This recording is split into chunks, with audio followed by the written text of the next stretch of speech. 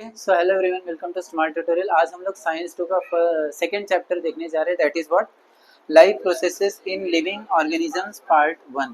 ये देखो, ये ना बहुत बड़ा चैप्टर है, life processes in living organism. अब तक देखो 9th स्टैंडर्ड में हम लिविंग ऑर्गेनिजम्स क्या होता है, उसके कितने टाइप्स होते हैं, क्या क्या चीज़ें, बहुत सारी चीज़ें हमने, प्लांट्स, एनिमल, सारी चीज़। बट क्या है ना, आज के इस चैप्टर में ये क्योंकि 10th स्टैंडर्ड है, तो लाइफ प्रोसेसेस में क्या क्या इंपॉर्टेंट एस्पेक्ट्स होते हैं, ये पूरी की पूरी जानकारी हम पढ़ेंगे। फिर वो चाहे हमारे बॉडी की एनर्जी प्रोडक्शन की बात हो, चाहे कोई भी सर्कुलेशन, तुम्हें पता है ना हमारे शरीर में कितने सारे सिस्टम चलते हैं, digestive system, circulatory system, respiratory system, nervous system, बहुत सारे सिस्टम है। तो इन सभी सिस्टम के बारे में, इन सभी बॉडी का कैसे काम करता है, एनर्जी कैसे बनता है, ये हमारा पहला पार्ट होगा, पार्ट 1। ये जो सेकेंड लेसन है, दैट इज व्हाट पार्ट 1, और इसमें हम लोग एनर्जी प्रोडक्शन के बारे में बात करेंगे। ठीक है, कि लिविंग ऑर्गेनिजम्स कैसे एनर्जी प्रोड्यूस करता है, और दूसरा चीज वो अपने वो ग्रो कैसे करता है। एनर्जी एंड ग्रोथ क्या पढ़ेंगे, इजी। ठीक है,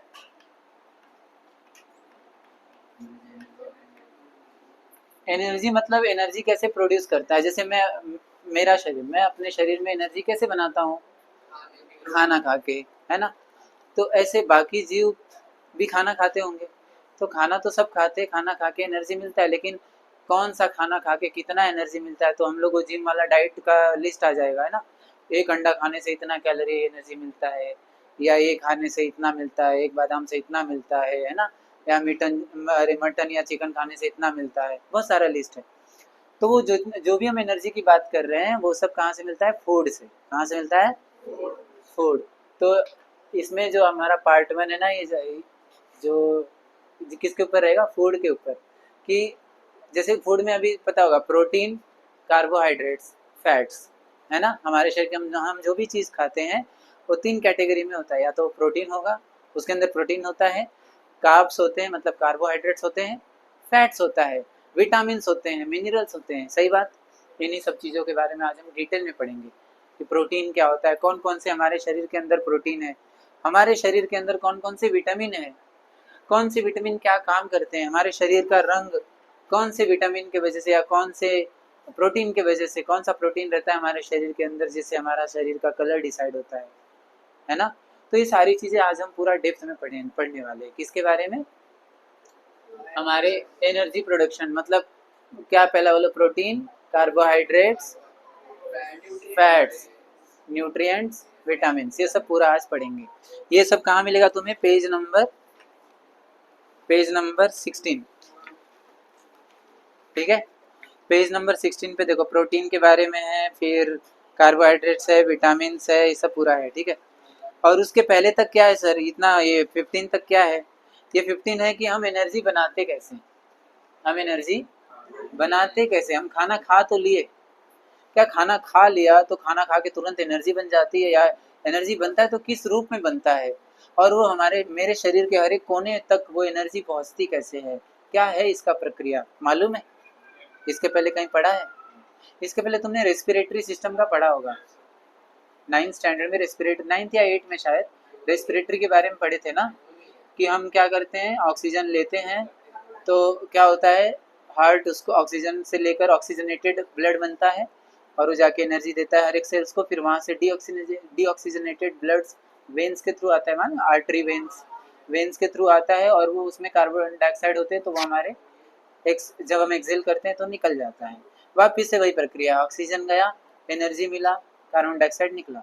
ये प्रक्रिया हमारे सांस लेने से ही प्रक्रिया शुरू होती है, सांस छोड़ते ही प्रक्रिया खत्म हो जाती है। सोचो, इतना छोटा सा प्रोसेस, मतलब इतना बड़ा प्रोसेस इतने छोटे से समय में होता है। ये तो रेस्पिरेटरी से एनर्जी कैसे बनता है। अब खाना ही जरूरी है, सांस लेना जरूरी नहीं, ऐसा है क्या, दोनों जरूरी है। बिना खाए भी जिंदा नहीं रह सकते, बिना सांस लिए भी जिंदा नहीं रह सकते, दोनों की दोनों चीजें जरूरी हैं। तो हमने सांस का जो प्रक्रिया वो सब हमने 8वीं में करके रखा है। आज जो इस लेसन है, इसमें हम फूड के ऊपर ज्यादा फोकस करेंगे, फूड मतलब मिनरल्स के ऊपर ज्यादा फोकस करेंगे, कौन कौन से मिनरल से कितना एनर्जी मिलता है। ठीक है, ओके। सो इंट्रोडक्शन मैंने बता दिया जो भी क्या है।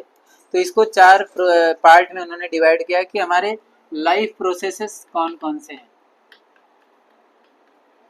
लाइफ प्रोसेसेस मतलब ऐसे प्रोसेस जो बहुत ज़रूरी है हमारे लाइफ के लिए, ठीक है, वो सभी लाइफ प्रोसेसेस कौन कौन से हैं। फिर एनर्जी प्रोडक्शन के बारे में पढ़ेंगे, क्या पढ़ेंगे, ये हमारा सेकेंड टॉपिक होगा और ये इम्पॉर्टेंट टॉपिक है। एनर्जी कैसे बनता है हमारे शरीर में, ये सबसे इम्पॉर्टेंट टॉपिक, और ये तीन तीन स्टेप में बनता है, glycolysis, try carboxylic acid cycle and third one is electron transfer chain reaction. ये सब रिएक्शन और पूरे प्रोसेस होते हैं तब जाके हमारे शरीर के अंदर एनर्जी प्रोड्यूस होता है। समझ में आई बात। तो एनर्जी प्रोडक्शन ये पूरा करने के बाद फिर दो तरह के एनर्जी प्रोडक्शन होते हैं, एरोबिक एरोबिक रेस्पिरेशन से और एक एनारोबिक रेस्पिरेशन से, वो भी हम पढ़ेंगे।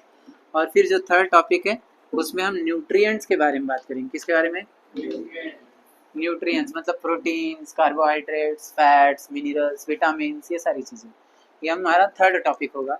और जो फोर्थ टॉपिक होगा वो होगा सेल डिवीजन। ये भी इम्पोर्टेंट टॉपिक है। देखो इधर से तो वही क्वेश्चन बनता है कि तीन साइकिल कौन से हैं वो बताओ, और रिएक्शन पूछते हैं। इसमें छोटे छोटे सवाल आते हैं कि 1 ग्राम प्रोटीन में कितना एनर्जी मिलता है, कितना एटीपी होता है ना, कितना किलो कैलोरी होता है, वो सारी चीज़ें पूछी जाती है। और हमारे शरीर के अंदर कौन कौन से विटामिन होते हैं, कौन कौन से विटामिन वाटर सॉल्युबल होते हैं और कौन कौन से विटामिन ऑयल सॉल्युबल होते हैं, ऐसा कुछ सवाल। हमारे शरीर के अंदर कितना पानी है, और क्या बोलते हैं, विटामिन के कितने टाइप हैं, तो वो भी तुम्हारे बुक में दिया है,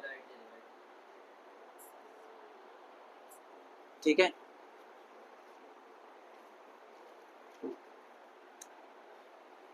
तो ये चार चीज़ें हम लोग पढ़ेंगे।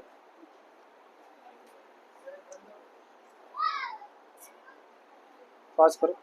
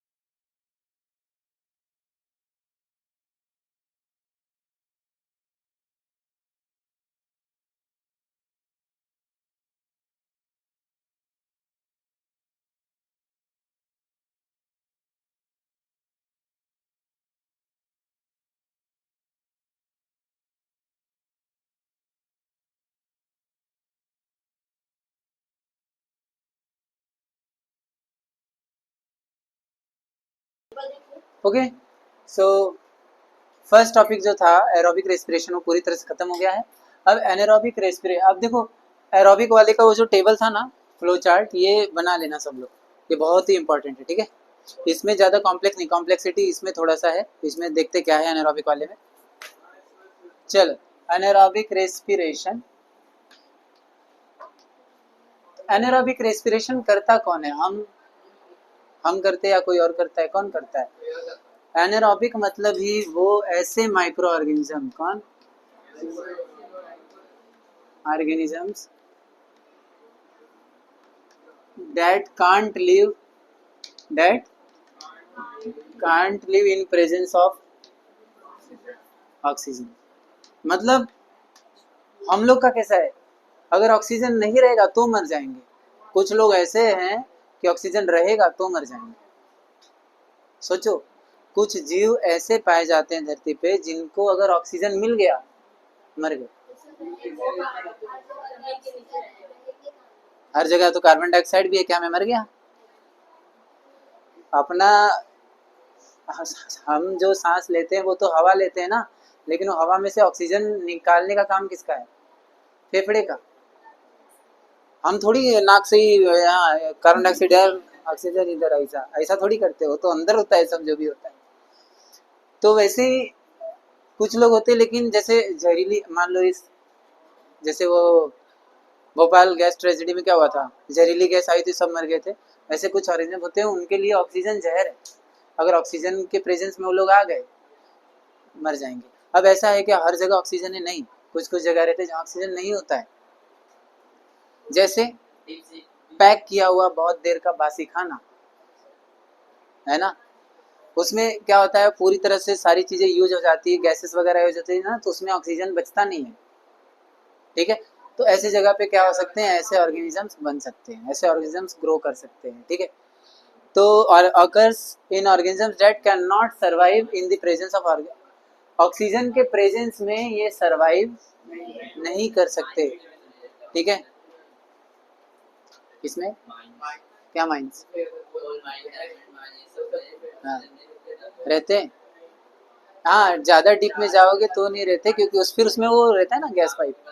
हाँ, अच्छा अब इसके स्टेप कितने, एरोबिक के कितने स्टेप्स थे? एरोबिक के कितने स्टेप थे? 3 या 4? 5 थे। हाँ खड़ा खड़ा बोल बोल, कितने स्टेप थे?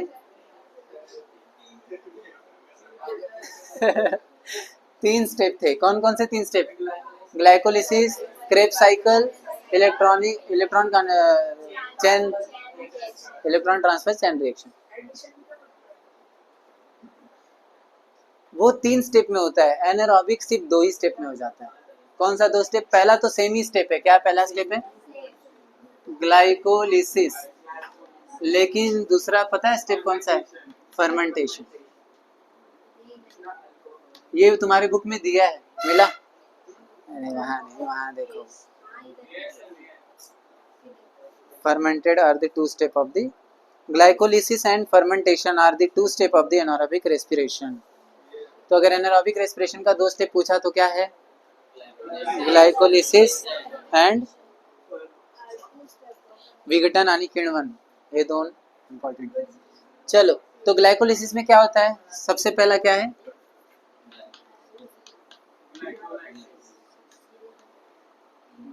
ग्लाइकोलिसिस में क्या होता है? इनकम्प्लीट ऑक्सीडेशन, वो दिया ना बुक में, क्या दिया है?